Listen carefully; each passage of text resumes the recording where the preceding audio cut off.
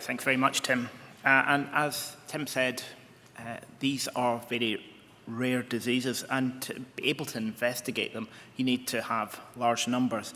And we're very lucky to have Stephen Marks, who's a consultant paediatric nephrologist from Great Ormond Street, who was instrumental in setting up Radar for Renal Services, which pulls all these rare diseases together to allow us to investigate them a bit more fully.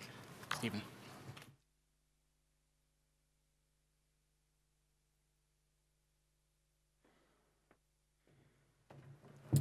Thank you very much indeed, David, for the kind introduction and the honour to speak to you all today about radar, which is something I've been very passionate about.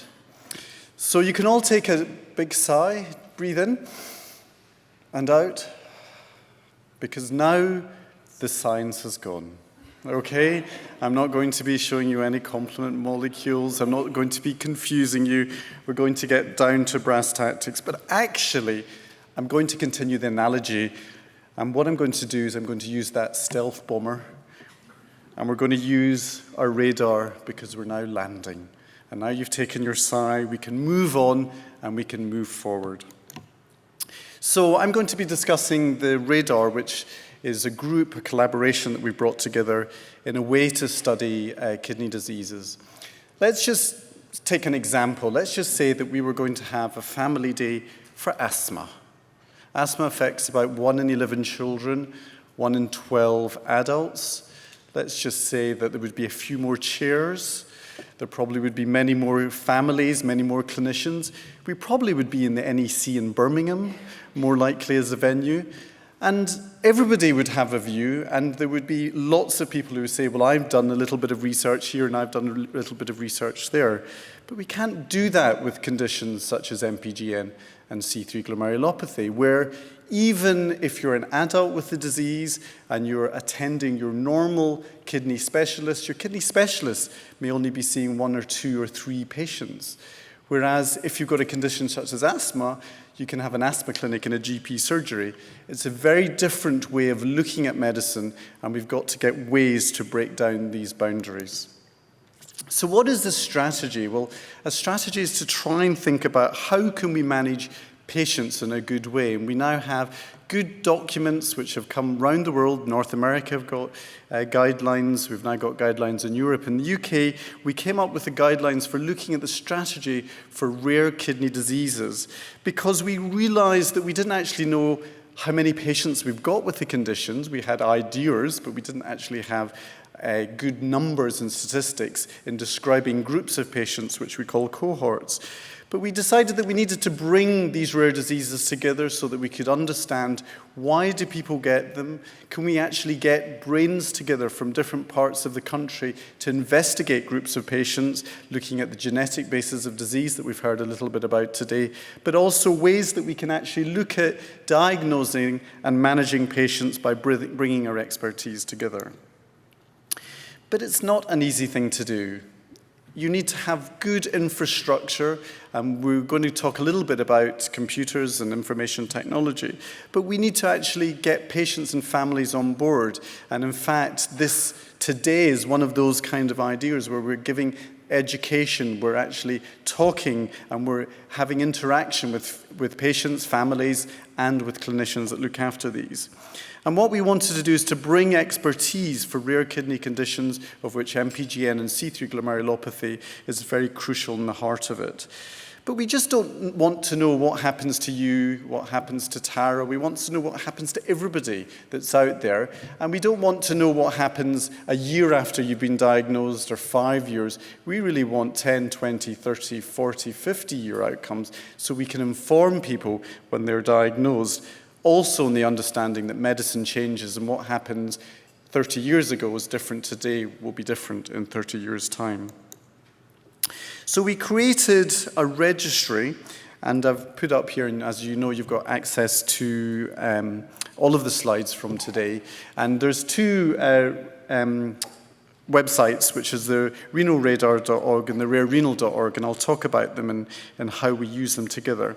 But But what we need is, when we're doing anything with data in 2013, we've got to use computers and we've got to use the internet. And we've got to be able to have access to our information as clinicians for groups of patients. But for patients, you need to have access to your own information and to help us as clinicians. And one aspect is actually with regards to education, so information. I've spoken to many families here today, and I know what it's like looking after children, as I do, that have got kidney disease. You hear a diagnosis. The first thing you do is you type it into Google.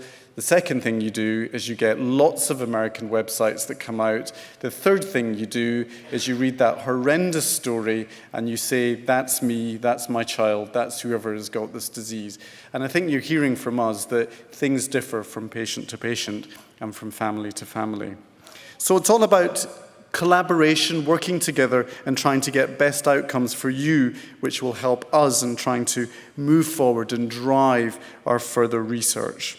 And one of the last things is patient forums, which of course we're hoping today, after this, that you will actually get together and start forming a support group, and that you'll be able to actually work together and be able to talk to people who've got children or affected parents, family members who've got this condition.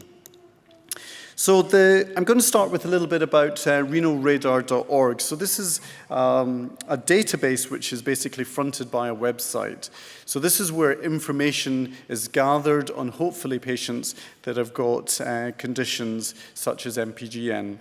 When we started and we sat down to think of the strategy, we initially thought of two conditions when we were going to charities to try and get money to do research. And the first one we thought was MPGN, because we have an interest in it.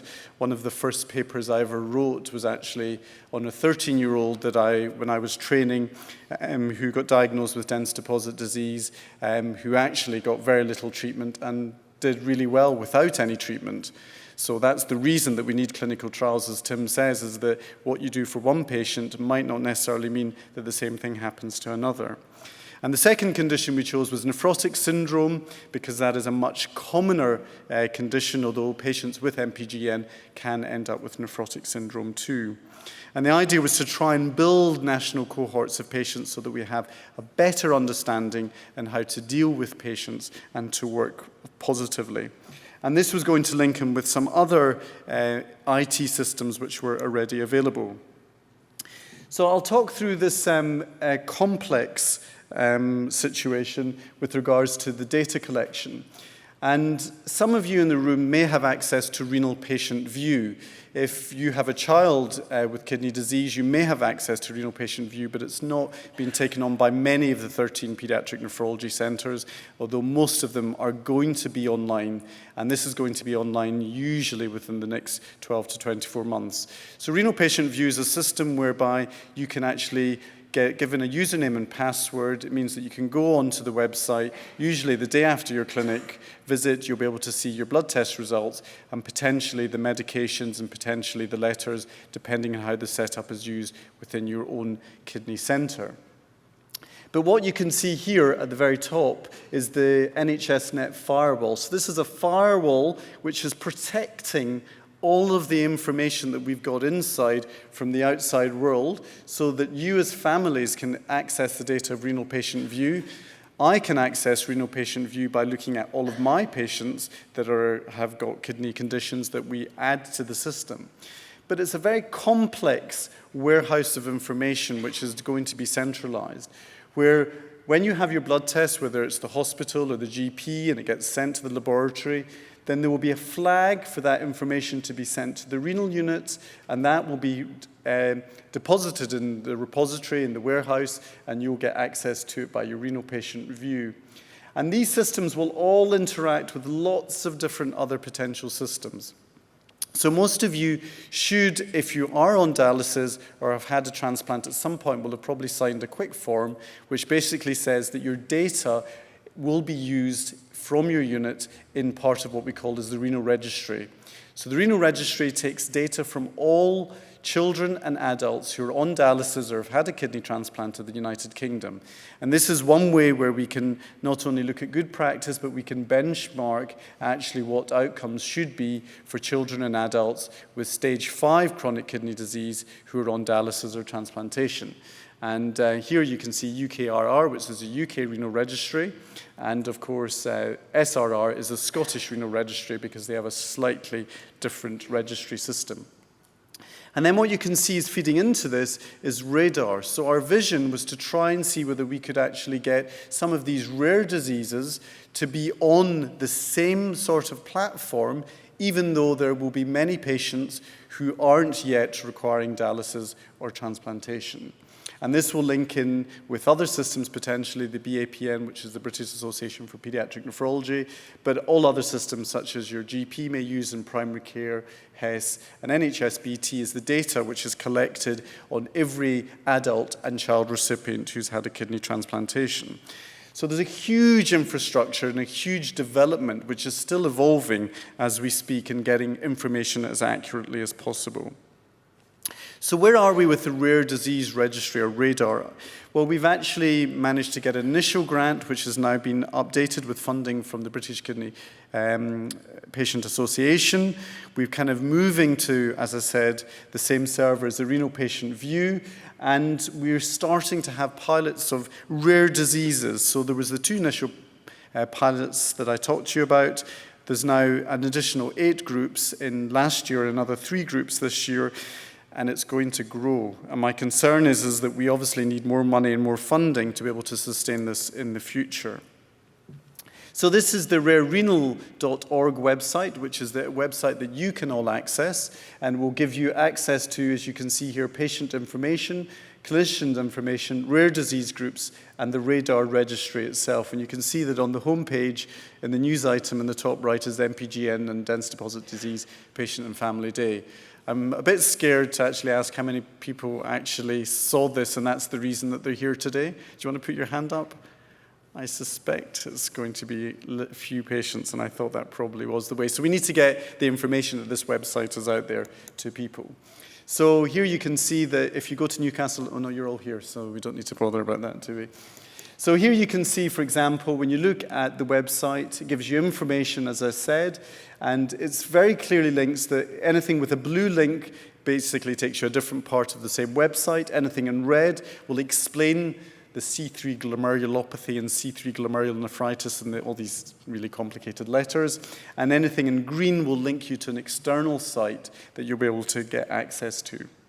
And then there's, of course, information standards, which are really what we've got to try and make everything plain English, and we've got governance regarding what we put and how we put protocols and writing guidelines on together. So here you can see is a summary of some of the conditions, and obviously MPGN is what we're considering, including C3 glomerulopathy and dense deposit disease. But actually, if you look at each individual diagnosis, we've already up at 42 kidney conditions which are going to be studied using this very powerful platform, which will hopefully help additional groups of patients, not just those with MPGN. And here you can see view my data and enter data. So this is the idea is that data can actually be entered by patients and parents and family members, as well as the data which is there, which has been put in by clinicians looking after you or your child. So this is the MPGN rare disease group, so RDGs are the names for each of these different groups that you have. It gives you information on what we're about, why we are all working together, how we're trying to forge best clinical practice, so that really, when we're having this conference here in 10 years' time, and we asked Tim Goodship to come back and give his lecture, that 2D is moved up to 1A evidence, that we know that this is how we should be treating these rare conditions. Because without groups like this and without getting data and doing clinical trials, we'll be in the same position that we were 10 years ago as we are today. So this is just some information that it gives you about the national study of MPGN, what the main aims of the study are. I won't go through it. A little bit about some of the links, some of the hospitals which are involved, which I'll talk a little bit about. And then this bit down here, which is, I know some people have been asking me about, is that some people have been to the States, they've heard about what they're doing. we need to start linking up not only nationally, but getting more international collaboration together for very rare conditions. And then basically some information on who the group members are. And as you can see, there's quite a few of us here today giving talks to you. So what is the capability of RADAR? Well, it's going to be quite comprehensive to hopefully capture every single patient with rare conditions. And we have already enrolled all of the children kidney centres in the United Kingdom, so there's 13 centres. And our aim is to enroll all the adult centres. That's going to take a little bit more time, 83 of them, but we will get there. And we're going to have links in place so that we can automatically update information as time goes on. Now, the problem with having any of these systems is actually the data input. It's got to be simple to use. It's got to be web-based. We are empowering you, and that's something that we're very passionate about, and that our funding is going to have to be continually obtained not only for the systems, but obviously for each individual groups.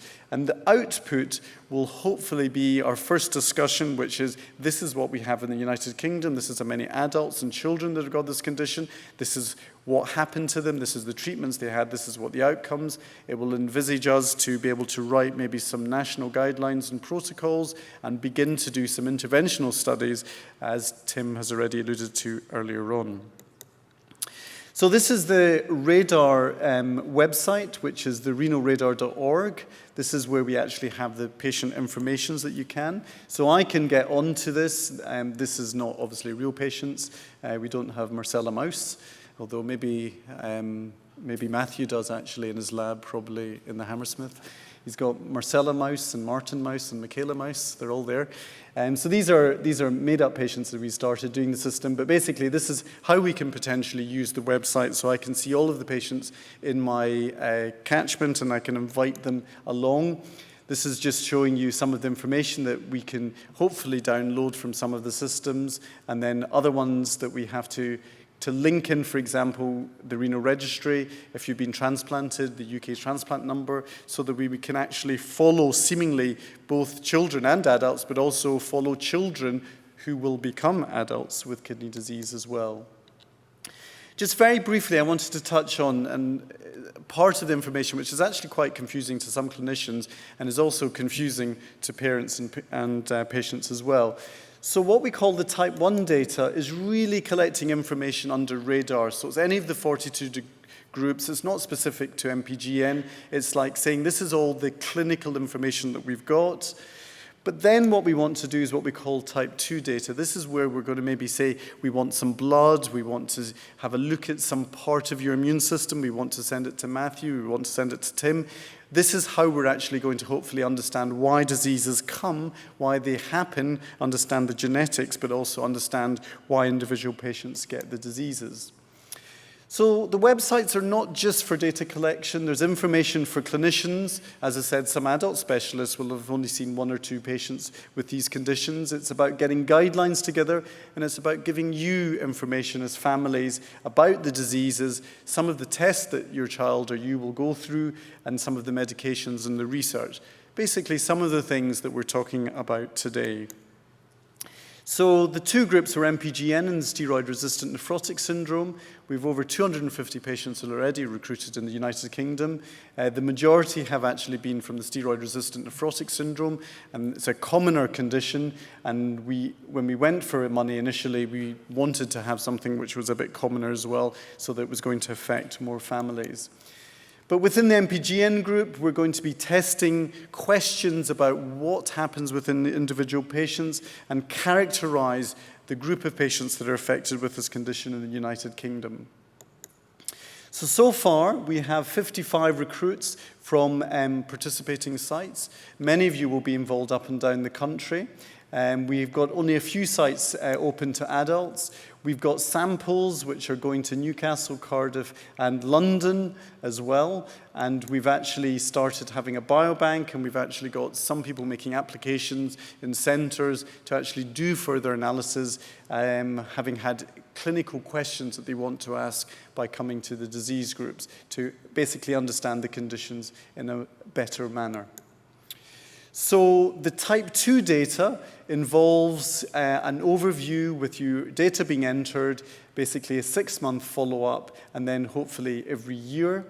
And this is kind of an overview of the situation, and this kind of divides it up a little bit more to show that the data entry is obtained, blood samples should be obtained initially 6 months and every year.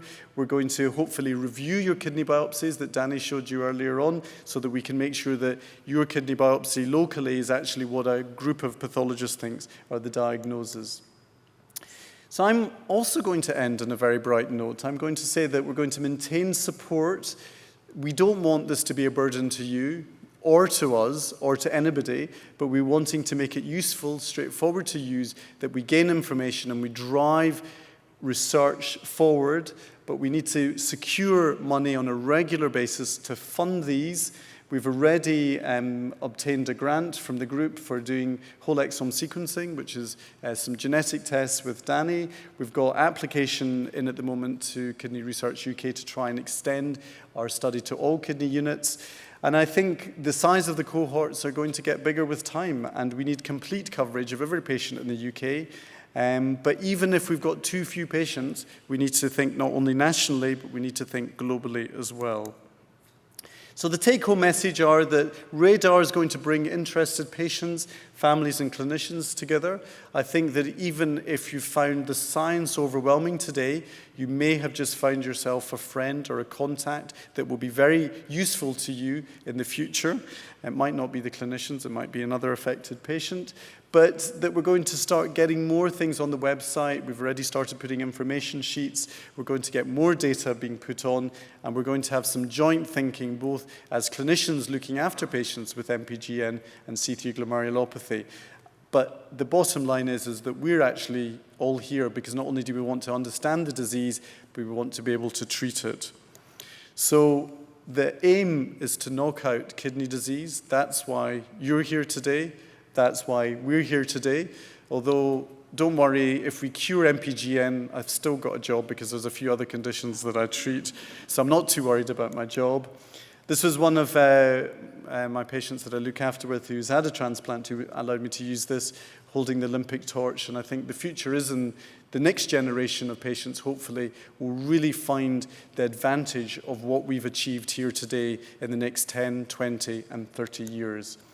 And the bottom line is, it's all about you. It's not about us as the doctors and the scientists looking after you. Thank you very much.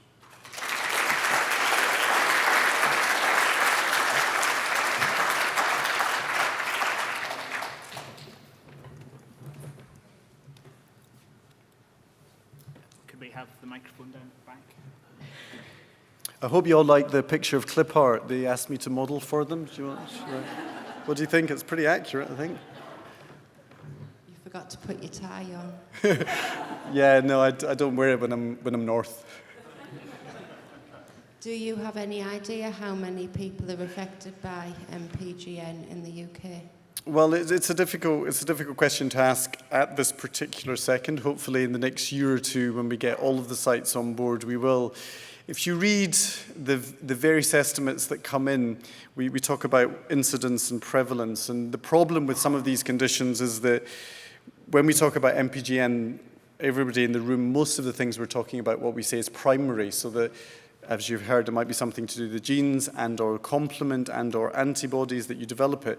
But there seems to be some people that get infections, for example, hepatitis C, which seems to spark off the MPGN disease. And that's what we call secondary forms of the disease, and they actually may be a completely different cohort. But if you look at some of the literature, they talk about an incidence of between about 1 to 2 per million population per year.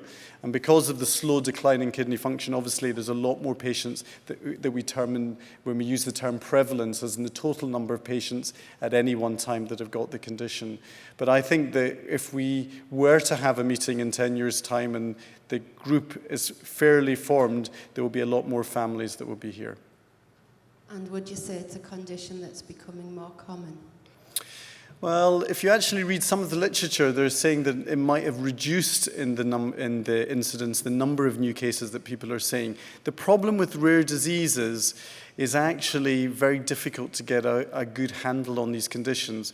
And part of the reason is that very often when we publish medically how somebody does, we don't very often publish a patient that ends up requiring dialysis and transplant, that whatever treatment that we tried didn't work. And that's what we call a little bit of a publication bias. So the fact, as we've heard, eculizumab, if we find out that eculizumab is a drug which turns off MPGN for 70% of the population, we'll be able to publish that trial in a snap. If we actually have a negative result, it will still impact, I think, very greatly in a condition such as MPGN, but it gets a little bit more difficult.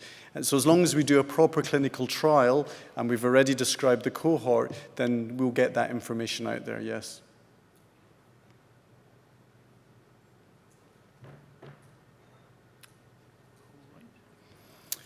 Okay, well, just before I finish, I just wanted to invite Sally onto the stage, because I know some people are going to, she's looking worried now, some people might be leaving, I've heard, before and after the coffee break. I just wanted to take this opportunity just to say that Sally's done an amazing job, not only in bringing the group together, but also, I think, in organising today together with Benchmark, but actually bringing you all together as well. And I hope, if nothing, that you'll have gained a lot from that. But the other thing I wanted to mention is that she's just had a bit of a big birthday.